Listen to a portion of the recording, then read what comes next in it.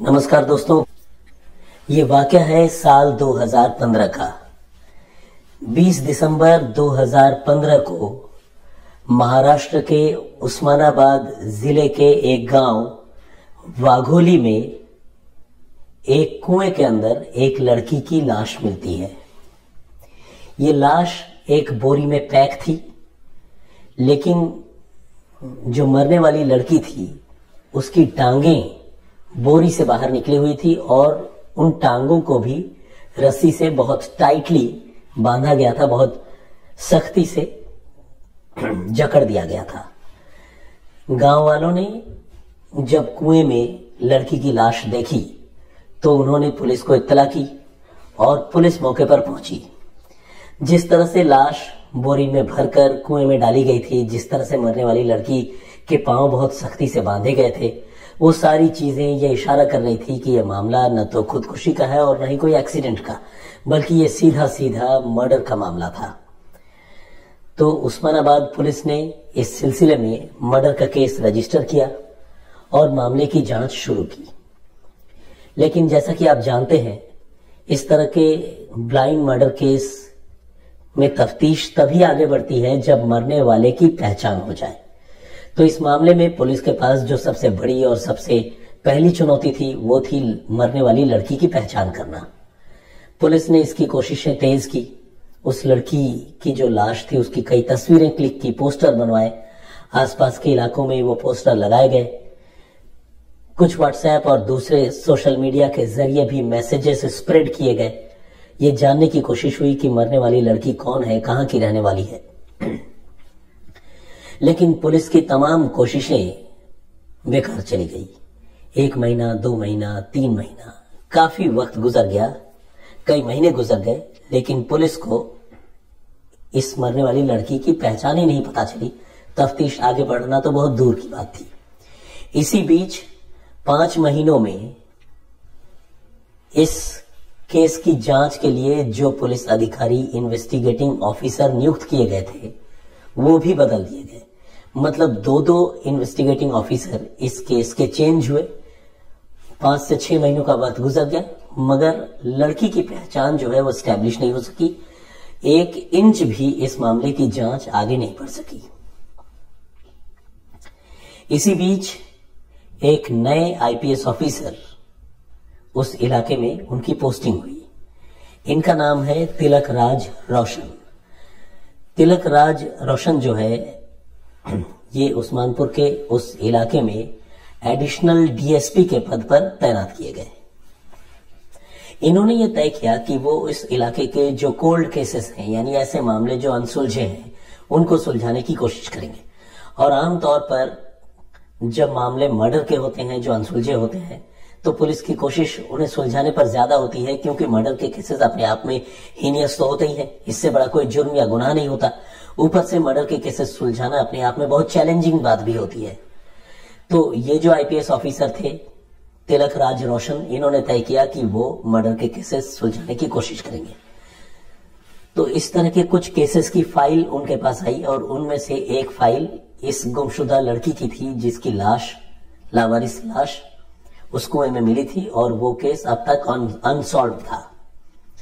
तो रोशन साहब ने उस केस की जो फाइल है उसे पढ़ने की शुरुआत की, ताकि उस केस के बारे में वो ज्यादा से ज्यादा जानकारी जुटाएं और समझ पाए कि इनिशियली मामला क्या था। तो उन्होंने पढ़ा कि 20 दिसंबर 2015 को लड़की की लाश कुएं में मिली थी और जिस तरह से लाश मिली थी, जो मैंने आपको डिस्क्राइब किया, वो सारी चीजें उस केस फाइल में पुलिस वालों ने उसी तरह से लिख के रखी थी। कुछ लाश की तस्वीरें पुलिस ने उस केस फाइल में लगा रखी थी। पुलिस ने लाश का पोस्टमार्टम भी करवाया था और पोस्टमार्टम में लड़की की मौत जो है कुएं में डूबने की वजह से नहीं, बल्कि उसको चाकू मारे जाने की वजह से, उसका गला काटे जाने की वजह से होने की बात लिखी गई थी। और इस केस फाइल में पुलिस ने यह भी लिखा था कि उन्होंने इस लड़की के डीएनए सैंपल जो है वो सुरक्षित रख लिए हैं, ताकि आने वाले दिनों में अगर कोई ऐसा मिले जिसके साथ लड़की के डीएनए सैंपल की मैचिंग करने की गुंजाइश हो या बात आए, तो पुलिस वाले उसको एग्जीक्यूट कर पाए। तो यहां तक पूरी कहानी उस केस फाइल में लिखी हुई थी, जो आईपीएस तिलक राज रोशन ने पढ़ी। इसी बीच तिलक राज रोशन ने यह भी पढ़ा कि जो लाश मिली थी उसकी पहचान तो एस्टेब्लिश नहीं हो पाई, लेकिन मरने वाली लड़की ने एक कुर्ती पहनी हुई थी और उस कुर्ती पर जयपुर रूर्ती लिखा हुआ था। KURTI नहीं, RURTI ऐसा लिखा हुआ था। तो पुलिस ने अपनी फाइल में उस बात को मेंशन भी किया था कि लड़की ने जो कपड़ा पहना था उसमें जयपुर रूर्ती ऐसा लिखा हुआ था। जब ये बात उन्होंने केस फाइल में पढ़ी तो उन्होंने लड़की की लाश की तस्वीरें और उसके जो कपड़े थे उसके टैग की तस्वीर को बहुत गौर से देखा और उन्होंने रियलाइज किया कि ये बेसिकली जयपुर रूर्ती नहीं बल्कि जयपुर कुर्ती ही लिखा हुआ है, लेकिन टैग में कुर्ती के के की बनावट कुछ ऐसी दिख रही है जो सरसरी तौर पर पढ़ने से के की जगह आर लग रही है। इसी वजह से उसको इससे पहले पुलिस वालों ने जब पढ़ा था तो उन्होंने जयपुर रूर्ती पढ़ा था और जयपुर रूर्ती पढ़कर वही बात उन्होंने केस फाइल में लिख भी दी थी। लेकिन जब तस्वीरों को इन आईपीएस ऑफिसर ने देखा और देखा कि रूर्ती की जगह असल में वो कुर्ती है, उन्होंने जब ये रियलाइज कर लिया, उनको जब पूरा यकीन हो गया कि ये जयपुर कुर्ती है, ऐसे भी रूर्ती का कोई मतलब तो बनता नहीं है, कुर्ती का मतलब बनता है, तो उनको जब इस बात का रियलाइजेशन हो गया तो उन्होंने तय किया कि इसी जयपुर कुर्ती के सहारे जो है वो इस मामले की तफ्तीश को आगे बढ़ाने की कोशिश करेंगे। उसके बाद उन्होंने इंटरनेट पर सर्च करके उस मैन्युफैक्चरर के बारे में, उस कंपनी के बारे में पता किया जो इस डिजाइन की या इस ब्रांड की जयपुर कुर्तियां बनाया करती हैं। फिर उन्होंने उस कंपनी से संपर्क किया और संपर्क करने के बाद उस कंपनी ने ये बताया कि हाँ वो कुर्ती जो है इन्हीं की है, क्योंकि उस कंपनी को भी उस टैग की तस्वीरें जो है तिलक राज रोशन ने भेजी। तो कंपनी ने कंफर्म किया कि हाँ ये कुर्ती उन्हीं की कंपनी की है। अब उन्होंने पूछा कि आपने ऐसी कुर्तियां जो है वो किन को बेची, कितने लोगों को बेची, कोई डेटा, कोई हिसाब किताब आपके पास है? तो पुलिस के इस सवाल का कुर्ती बनाने वाली कंपनी ने जो जवाब दिया वो ये था कि उन्होंने सोशल मीडिया के जरिए, या आप वो कहते हैं ना ऑनलाइन मार्केटिंग के जरिए, उन्होंने ऐसी कुर्तियां हजारों की तादाद में बेची हैं और पर्सनली भी ऐसी कुर्तियां बहुत बेची हैं मैन टू मैन। तो कहने का मतलब ये कि कोई और छोर नहीं था कि कितनी कुर्तियां बेची, किसको बेची। लेकिन जब पुलिस को ये पता चला कि ज्यादातर कुर्तियां इन्होंने ऑनलाइन मार्केटिंग के जरिए ही बेची है, तो फिर तिलक राज रोशन जो इस मामले की जांच कर रहे थे, उन्होंने ये तय किया कि अब वो कुछ ऑनलाइन मार्केटिंग करने वाली कंपनियों से संपर्क स्थापित करेंगे और ये पता करने की कोशिश करेंगे कि उन्होंने ये कुर्तियां किसको बेची हैं और कितनी बेची है। इस तरह से उन्होंने, रोशन साहब ने फ्लिपकार्ट को, अमेजॉन को, मिंत्रा को और भी ऐसी बहुत सारी कंपनीज जो ऑनलाइन शॉपिंग कंपनीज हैं जो काम करती हैं, उनको उन्होंने मेल लिखा और उस टैग की तस्वीर साथ में भेजी, उस ब्रांड के बारे में बताया और कहा कि वो इस टैग और इस ब्रांड के कितने कपड़े उन्होंने हाल के कुछ महीनों में बेचे हैं उसका लेखा जोखा उन्हें उपलब्ध कराएं। तो इस पर फ्लिपकार्ट ने जवाब दिया और फ्लिपकार्ट ने बताया कि उन्होंने ऐसी 18,000 कुर्तियां हाल के कुछ महीनों में बेची हैं। अमेजॉन ने यह बताया कि उन्होंने 6 से 7 ऐसी कुर्तियां हाल के कुछ महीनों में बेची है। बाकी कुछ और कंपनियों ने भी जवाब देना चालू किया, ऑल्दो वो जवाब पुलिस ने तब तक रिसीव नहीं किया था जब तक की बात मैं आपको बता रहा हूं। तो जो रिसीव किया था उसके मुताबिक दो चीजें तो क्लियर हो गई। फ्लिपकार्ट ने 18,000 बेचे थे और अमेजॉन ने तकरीबन 7 कुर्तियां बेची थी, सिर्फ 7 से 8। तो पुलिस ने और आईपीएस मिस्टर रोशन ने यह तय किया कि वो इन 18,000 जो कुर्तियां बेची गई है उसके बारे में वो पता करेंगे और ये जानकारी जुटाएंगे कि ये कुर्तियां किसने खरीदी हैं। उन्होंने फिर फ्लिपकार्ट से संपर्क किया और 18,000 कस्टमर्स के, 18,000 उपभोक्ताओं के मोबाइल फोन नंबर जिन्होंने ये कुर्तियां खरीदी थी वो उन्होंने उस कंपनी से मांगे। फ्लिपकार्ट ने वो नंबर पुलिस को उपलब्ध कराए। अब पुलिस के पास एक मोटा पुलिंदा था जिसमें 18,000 ग्राहकों के नाम नंबर थे जिन्होंने जयपुर कुर्ती खरीदी थी। अब पुलिस 18,000 लोगों को अगर फोन करके पूछती तो आप समझिए कि वो कितना मुश्किल काम होता। लेकिन पुलिस को इस मामले को तो सुलझाना ही था, तो पुलिस ने इसी काम को दूसरे तरीके से करने का फैसला किया। तिलकराज रोशन ने यह तय किया कि उस्मानाबाद के वाघोली गांव में जब लाश मिली थी 20 दिसंबर 2015 को, उसके पहले के 1-2 दिनों के अंतराल में उस गांव में उस कुएं के आसपास जितने मोबाइल नंबर एक्टिव थे उन मोबाइल नंबरों का डंप डाटा निकलवाया जाए, ये पुलिस ने तय किया। इसके बाद पुलिस ने सर्विस प्रोवाइडर्स से बातचीत की और वाघोली गांव के उस कुएं के आसपास में दिसंबर के महीने के डंप डाटा उस पर्टिकुलर डेट्स के निकलवाए। और जब पर्टिकुलर डेट्स के डंप डाटा पुलिस ने निकलवाए तो पुलिस को एक पर्टिकुलर नंबर के बारे में पता चला, जो नंबर एक शख्स का था जिसका नाम था प्रकाश छापेकर। ये 36 साल का एक रिटायर्ड आर्मी मैन था जिसने तकरीबन 6 से 7 साल की आर्मी की सर्विस पूरी की थी और इसके बाद ये आर्मी से रिटायर हो चुका था। और इन दिनों ये आदमी नागपुर की एक कंपनी में, प्राइवेट कंपनी में सिक्योरिटी ऑफिसर के पोस्ट पर काम करता था। और पुलिस ने ये देखा कि ये नंबर जो है उस वाघोली गांव में मौका वारदात पर घटना वाले दिन एक्टिव था। ये नंबर वहां पर पुलिस को दिख रहा था। अब पुलिस ने जो कंप्यूटर में ऑटो फाइंड का जो एक ऑप्शन आता है, उस ऑप्शन के जरिए ये नंबर उन 18,000 नंबरों के बीच में सर्च करने की कोशिश की। और जब पुलिस ने ऑटो फाइंड का बटन दबाया छापेकर का मोबाइल नंबर डालकर, तो आपको जानकर हैरानी होगी और अच्छा भी लगेगा कि वो नंबर उस 18,000 नंबरों में मिल गया। कहने का मतलब ये कि डंप डाटा कलेक्शन से जो एक पर्टिकुलर मोबाइल नंबर मिला था, वो पर्टिकुलर मोबाइल नंबर उन 18,000 कुर्ती के खरीदारों के नंबरों की लिस्ट में शामिल था। यानी प्रकाश छापेकर ने एक कुर्ती जरूर खरीदी थी। अब वो कुर्ती उसी लड़की की कुर्ती थी या नहीं, अभी इसका पता होना बाकी था। लेकिन ये पूरे हालात, ये पूरे सर्कमस्टांसेस ये इशारा कर रहे थे कि इस मर्डर में प्रकाश छापेकर का कोई ना कोई लेना देना जरूर है। बल्कि पुलिस को यह भी लग रहा था कि हो ना हो ये कातिल जो है वो प्रकाश छापेकर ही है, जो एक रिटायर्ड आर्मी मैन है। लेकिन इस आदमी को पकड़ने से पहले पुलिस को उस लड़की के बारे में भी पता करना था, क्योंकि लड़की की आइडेंटिटी अभी स्टैब्लिश होनी बाकी थी और पुलिस को सबूत भी जुटाने थे।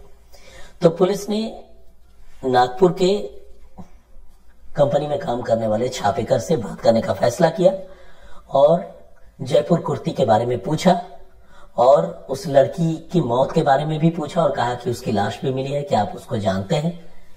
तो छापेकर ने तमाम बातों से इनकार किया। छापेकर ने जयपुर कुर्ती की बात से भी इनकार किया और साथ ही किसी ऐसी लड़की को जानने की बात से भी इनकार किया जिसकी लाश उस्मानाबाद के वाघोली गांव के कुएं में मिली थी। कुल मिलाकर प्रकाश छापेकर ने सारी बातों को डिनाई कर दिया। चूंकि पुलिस के पास फिलहाल कोई बहुत ज्यादा सबूत नहीं थे सिवाय इस चीज के कि उसने कुर्ती खरीदी थी और उसका नंबर उन 18,000 नंबरों की लिस्ट में मौजूद था जिनको फ्लिपकार्ट ने कुर्ती बेची थी, और पुलिस के पास ऐसा कोई सबूत नहीं था कि पुलिस प्रकाश छापेकर को गिरफ्तार कर पाती। तो पुलिस ने तय किया कि अब वो दूसरे तरीके से इस मामले में आगे बढ़ेगी। पुलिस ने जो डंप डाटा कलेक्ट किया था, पुलिस ने उन डंप डाटा के एनालिसिस से कुछ एक और नंबरों का पता लगाया जिसमें एक लड़की कंचन परदेसी का नंबर भी पुलिस को मिला जिसकी उम्र 26 साल की थी। पुलिस को यह लगने लगा कि कहीं ऐसा ना हो कि वो जो लड़की जिसकी लाश मिली थी, जिसकी तस्वीरें उसके पास मौजूद है, जिसे प्रकाश छापेकर पहचानने से इनकार कर रहा है, कहीं वो लड़की यही कंचन परदेसी तो नहीं है। पुलिस को अब ये लगने लगा। लेकिन छापेकर तो इनकार ही कर रहा था, तो उससे पूछने का फायदा नहीं था। तो पुलिस ने तय किया कि अब वो कंचन परदेसी के घर वालों से मिलेगी और पता करेगी कि उनकी बेटी कहां है। इसके बाद उस्मानाबाद की पुलिस जो है पुणे पहुंची जहां कंचन परदेसी का घर है। अब कंचन परदेसी के घर पहुंचते ही पुलिस का जो शक है वो बिल्कुल सही पाया गया, सही निकला। कंचन परदेसी जो है वो 2015 से ही गायब थी जुलाई के महीने से। कंचन के घर वालों ने इस बात को कंफर्म किया और कहा कि वो एक कंपनी में काम करती थी और वो 2015 जुलाई के महीने से गायब है और हमने अपनी बेटी को ढूंढवाने के लिए पुणे के लोकल पुलिस स्टेशन में रिपोर्ट भी लिखवाई है, लेकिन हमें अपनी बेटी के बारे में कोई जानकारी नहीं मिली है। हम बहुत वरीड हैं, बहुत परेशान हैं। पुलिस ने फिर उनको उस लाश की तस्वीरें दिखाई और पूछा कि क्या ये तस्वीरें आपकी बेटी कंचन की है, क्योंकि हमें एक 26 साल की लड़की की लाश कुएं से मिली थी और उसकी ये तस्वीरें हैं। तो तस्वीरें देखते ही घर वाले जो है वो फूट फूट कर रोने लगे और उन्होंने पहचान लिया कि हाँ, ये तस्वीर उनकी बेटी कंचन की ही है। तो ये एक इनिशियल कंफर्मेशन हो गया कि वो लाश कंचन की ही थी। अब पुलिस ने प्रकाश छापेकर के बारे में पूछा और कहा कि क्या आप प्रकाश छापेकर नाम के किसी को जानते हैं जिससे आपकी बेटी की कोई मित्रता या दोस्ती हो। तो लड़की के जो चाचा हैं उन्होंने ये कंफर्म किया कि हाँ उनकी भतीजी कंचन का अफेयर प्रकाश छापेकर नाम के एक आदमी से था, जो बेसिकली नागपुर का रहने वाला आदमी है। अब पुलिस प्रकाश छापेकर को अरेस्ट कर सकती थी, पुलिस के पास एविडेंस मौजूद थे, आ गए थे, लेकिन पुलिस ने तय किया कि वो थोड़ा और इंतजार करेगी और कंफर्म करेगी। पुलिस ने घर वालों के खून के नमूने लिए डीएनए सैंपल की जांच के लिए। उस लड़की की लाश जो कुएं से बरामद हुई थी उसके डीएनए सैंपल ऑलरेडी पुलिस के पास मौजूद थे, जैसा कि मैं आपको पहले बता चुका हूं। पुलिस ने दोनों सैंपल फॉरेंसिक साइंस लेबोरेटरीज में भिजवाए और लेबोरेटरी ने अपनी जांच रिपोर्ट में यह कंफर्म कर दिया कि वो लाश जो मिली थी कुएं से वो इसी परिवार की बेटी की है, यानी कंचन परदेसी की ही लाश है। और घर वाले ये बता रहे थे कि कंचन परदेसी प्रकाश छापेकर को जानती थी और प्रकाश छापेकर से उसके रिश्ते थे। अब पुलिस ने प्रकाश छापेकर के बारे में और जानकारी जुटाने की शुरुआत की तो ये पता चला कि ये जो कंचन है ये 2010 में पुणे की एक कंपनी में काम करती थी और जिस कंपनी में ये लड़की काम करती थी उस कंपनी के उस पर्टिकुलर यूनिट का बॉस प्रकाश छापेकर हुआ करता था। और उन्हीं दिनों यानी 2010 में ही कंचन और प्रकाश एक दूसरे के करीब आ गए थे और दोनों में प्यार मोहब्बत की शुरुआत हो गई थी। हालांकि ये सब कुछ तब था जब प्रकाश पहले से शादीशुदा था और उसे 3 बच्चे भी थे। प्रकाश की बीवी का नाम प्रतिभा है। प्रतिभा 28 साल की है और प्रकाश की उम्र के बारे में मैंने आपको बता ही दिया था, वो 36 साल का है और इनको 3 बच्चे भी हैं। इसके बावजूद ये शादीशुदा रिटायर्ड आर्मी मैन जो एक कंपनी में काम कर रहा था, सिक्योरिटी ऑफिसर था इन दिनों नागपुर में, उस आदमी ने इस लड़की के साथ रिलेशनशिप रखा और लिव इन में रहने लगा। अब कहते हैं ना, इश्क और मुश्क छुपाए नहीं छुपती है।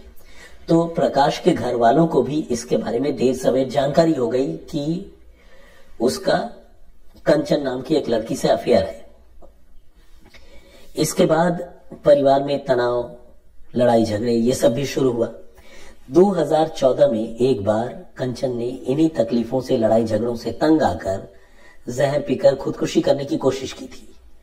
तब वो लड़की काफी दिनों तक अस्पताल में भर्ती भी रही, लेकिन इसके बाद जब वो ठीक हो गई तो कंचन को उसके घर वाले अपने साथ पुणे लेकर चले गए।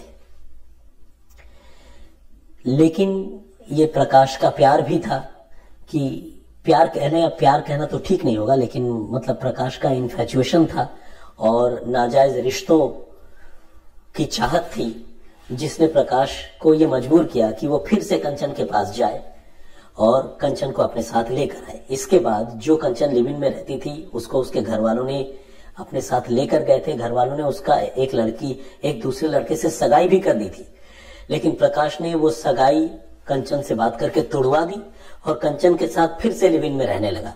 तो कुल मिलाकर लिव इन में रहना, बीच में ब्रेकअप होना, जहर पी लेना, फिर से लिव इन में रहना, ये सारी नाटक नौटंकी ये लगातार इनके जीवन में चल रहा था।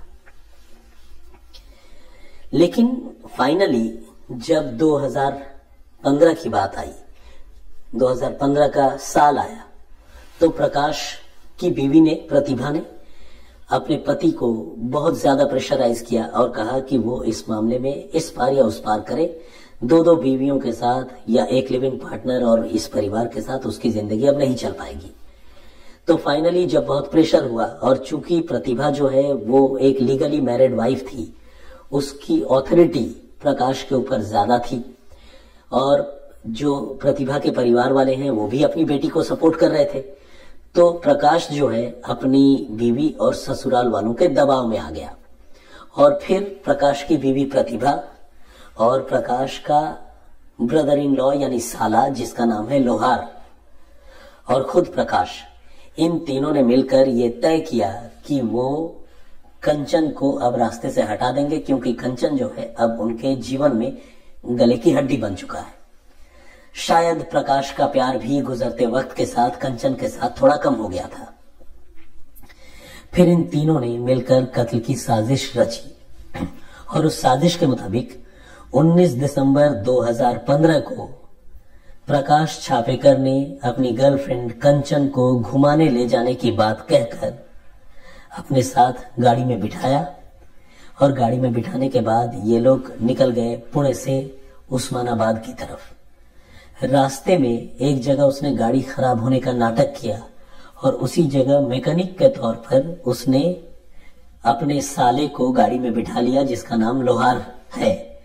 तो इस तरह अपने साले को भी बिठाया और इसके बाद मैकेनिक को साथ ले जाने की बात कहकर सुनसान रास्ते पर प्रकाश ने गाड़ी बढ़ाई। अब गाड़ी में 3 लोग थे, खुद प्रकाश, उसकी गर्लफ्रेंड कंचन परदेसी और प्रकाश का ब्रदर इन लॉ लोहार। इन तीनों में 2 लोगों को पता था कि तीसरे का कत्ल होने वाला है और फाइनली एक सुनसान जगह पर जब गाड़ी पहुंची तो लोहार ने इस लड़की को पकड़ लिया, उसकी बाहें पकड़ ली, हाथ पकड़ लिए और जो कंचन था और जो प्रकाश था उसने कंचन का एक तेज धार चाकू से जो उसके पास पहले से मौजूद था उसने गला रेत दिया और इसके बाद उसने अपनी गर्लफ्रेंड को कई चाकू भी मारे और इसी तरह बंद कार के अंदर उसने सुनसान जगह पर उस लड़की की हत्या की और पहले से की गई प्लानिंग के मुताबिक अपने साथ लाई गई एक बोरी में उसकी लाश भरी। पूरी लाश वो भर नहीं सकते थे बोरी में, बोरी छोटी थी, तो लाश की जो टांगे हैं उसको रस्सी से टाइटली बांधा, बोरी का मुंह बंद किया और उस बोरी को उन्होंने वाघोली गांव के कुएं में ले जाकर फेंक दिया। ये 19 तारीख की बात है। इसके बाद अगले दिन 20 तारीख को वाघोली गांव में वो लाश जो है बरामद हो गई। उसके बाद की पूरी कहानी आप जानते हैं। इस घटना के बाद ये सारे लोग अपने अपने जिंदगी में व्यस्त हो गए। प्रकाश अपने परिवार के साथ रहने लगा, उसका साला लोहार अपनी जिंदगी में मशगूल हो गया, जो प्रकाश की बीवी है प्रतिभा वो भी अपने पति के साथ रहने लगी। उधर कंचन जो है वो मारी गई, उसके घर वालों को पता ही नहीं था कि कंचन को कौन ले गया, किसने मारा। गुमशुदगी की रिपोर्ट दर्ज हुई थी लेकिन कंचन के बारे में कोई जानकारी नहीं मिल पा रही थी। तो इस तरह से ये मामला अनसुलझा बना हुआ था। लेकिन फाइनली जब इतने सारे सबूत पुलिस ने जुटा लिए और प्रकाश छापेकर का कच्चा चिट्ठा उससे सख्ती से पूछताछ करने से पहले ही पुलिस ने जुटा लिया, तो फिर पुलिस ने अब प्रकाश छापेकर को दोबारा पकड़ा और जब उसे सारे सबूतों के साथ कन्फ्रंट किया तो उसे मानना पड़ा कि हाँ, उसी ने अपनी गर्लफ्रेंड कंचन का कत्ल किया था और इस कत्ल में उसकी बीवी साजिश में शामिल थी और कत्ल को अंजाम देने में उसका ब्रदर इन लॉ लोहार वो भी शामिल था। इस तरह पुलिस ने प्रकाश को, उसकी बीवी प्रतिभा को और उसकी बीवी के भाई लोहार को, इन तीनों को कत्ल के इस संगीन मर्डर के मामले में गिरफ्तार किया। पुलिस ने इन सबको गिरफ्तार करके जेल भी भेजा। जब तफ्तीश आगे बढ़ी तो यह भी पता चला कि उस कत्ल के बाद ये जो प्रकाश है इसने फेसबुक पर टारगेट डेड के नाम से एक पोस्ट भी किया था, यानी अपनी ही गर्लफ्रेंड को मारने के बाद उसने उसे मारने का फेसबुक पोस्ट पर इशारों ही इशारों में ऐलान किया था। और इसे ऐलान के साथ साथ आप एक कातिल का कत्ल करने के बाद मनाया गया जश्न भी मान सकते हैं। जब जांच हुई तो उसके फेसबुक प्रोफाइल में टारगेट डेड का वो पोस्ट भी पुलिस के हाथ लगा। पुलिस ने और छानबीन की तो पुलिस को यह भी पता चला कि इस कत्ल को अंजाम देने के बाद प्रकाश ने अपनी कार एक मैकेनिक को बेचने की भी कोशिश की थी और तब मैकेनिक ने उस कार में ढेर सारे खून के धब्बे देखे थे और उसने प्रकाश से ये पूछा था कि ये खून के धब्बे तुम्हारी कार में कैसे आए। वो कार खरीदने को तैयार नहीं हुआ तो प्रकाश ने ये बताया कि वो अपनी बीवी के साथ किसी जगह पर ट्रेवल कर रहा था और डकैतों ने हमला करके उसकी बीवी को लहूलुहान कर दिया था और ये खून के धब्बे उसकी बीवी के हैं। तो एक झूठी कहानी प्रकाश ने जब कार बेचने की कोशिश करते हुए वो शक के दायरे में आया था तो उसने एक मैकेनिक को भी बताई थी। लेकिन जब तफ्तीश हुई तो ये कहानी भी खुलकर सामने आई। तो वो जो मैकेनिक है उसने भी इस मामले में प्रकाश के खिलाफ कोर्ट में गवाही दी। इस तरह ये तीनों कातिल तो गिरफ्तार हुए ही। 33 गवाह 33 विटनेसेस इस मामले में पुलिस ने उनके बयान कलमबद्ध कराए और कोर्ट में भी उनकी गवाही हुई। और 33 गवाह तमाम तरह के सबूत, कुर्ती वाली बात, मोबाइल फोन का डंप डाटा, परिवार वालों का कंफर्मेशन, डीएनए रिपोर्ट का मिलान होना, इन सारी चीजों की बदौलत फाइनली 14 अगस्त 2020 को प्रकाश छापेकर उसकी बीवी और उसके साले को पुलिस कोर्ट ने इस मामले में, कत्ल के मामले में गुनहगार करार देते हुए आजीवन कारावास की सजा सुनाई।